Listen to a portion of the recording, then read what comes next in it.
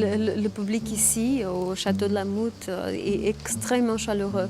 Tout le monde est dans le même coup de cœur, je trouve. On fait la même route, le même chemin. C'est un endroit que j'adore.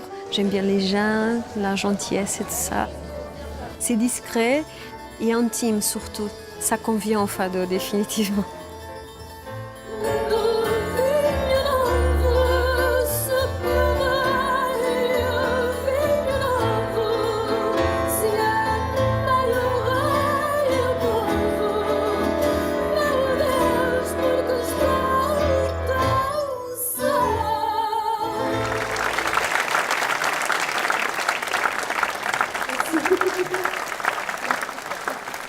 La programmation est comme depuis un certain nombre d'années, variée, éclectique, légère et des fois profonde bien sûr. L'idée c'est de faire se rencontrer les genres, faire rencontrer les styles. Quand on arrive ici, c'est l'esprit de la Moute. Les artistes sont séduits, ils veulent revenir et on les accueille comme il se doit.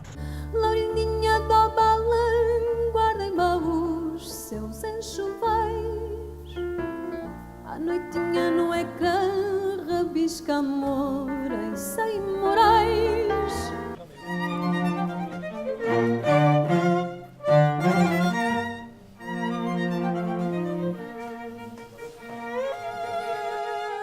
Il Château della Moute mi piace molto, è un posto molto intimo e riservato, sembra molto silenzioso per ora, finché non suoneremo noi. È la prima volta che incontro Gustin Domé e ora suonare con questo grande maestro è emozionante. Je pense que c'est une excellente idée que d'organiser un festival ici. Et je suis toujours venu ici, aussi bien dans le public que sur scène, avec un grand plaisir. Si on pense au Saint-Tropez d'aujourd'hui, c'est un lieu qui est un peu un contre-pied à Saint-Tropez. C'est pour ça qu'il est vraiment intéressant.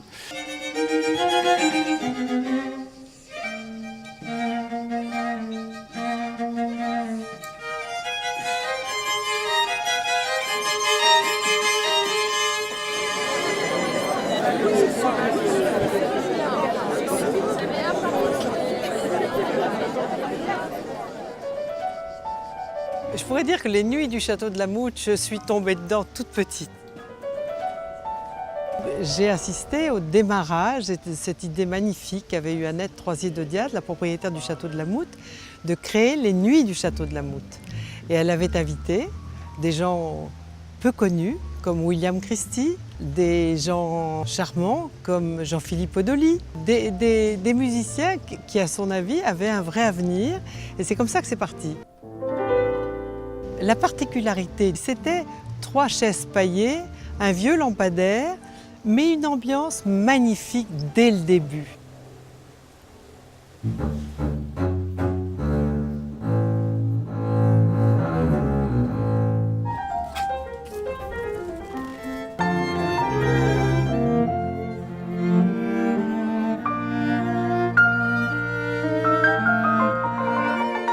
Le Festival des Nuits du Château de la Moute, alors qui est très ancien, plus de 40 ans je crois, il réalise en quelque sorte une partie de la vocation du lieu. C'est un endroit de rencontre, de partage autour de la musique, mais aussi une invitation à aller découvrir d'autres arts, puisqu'on est ici dans une salle par exemple où des gravures de Michel-Ange sont accrochées au mur, et sur la cheminée trône un buste de Bossuet, grand orateur, et Émile Olivier était un grand orateur politique et avocat. C'est un endroit qui nourrit en fait. Je pense vraiment que, en tout cas dans ma vie, moi il y a eu un avant la Moute et un après la Moute. C'est un endroit qui laisse absolument pas indifférent et qui appelle au travail.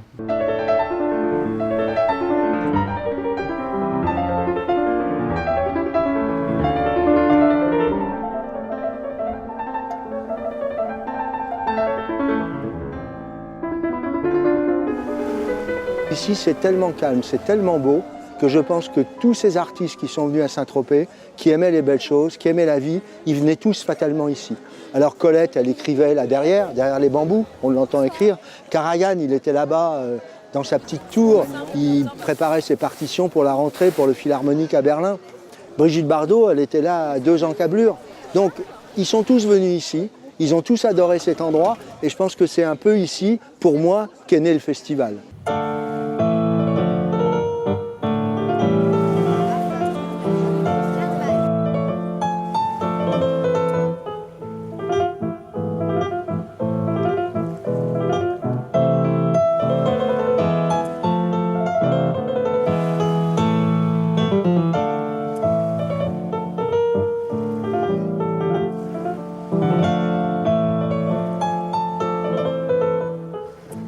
La Moute, c'est un esprit.